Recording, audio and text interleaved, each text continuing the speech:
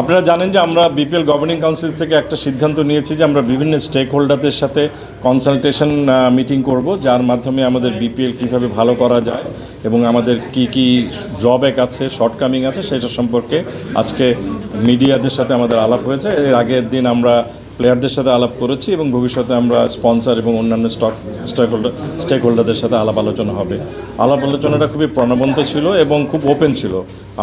আমরা বলেছি একদম ওপেন টক, বিপিএল মিডিয়া ওপেন টক, কারণ এটাতে যেটা হয়েছে আমরা আমাদের যে ভুলগুলো সেগুলো যদি আমরা ওপেনলি আলাপ না করি তাহলে কিন্তু আমরা শুধরিয়ে সামনের দিকে আগাতে পারবো না।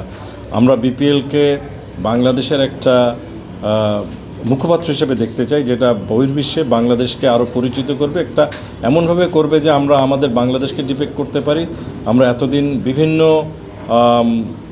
কন্ট্রোভার্সিতে আমরা জড়িয়েছি, প্লেয়ার পেমেন্ট বলেন বা অন্যান্য যে কন্ট্রোভার্সি, সেখান থেকে আমরা বেরিয়ে আসতে চাই।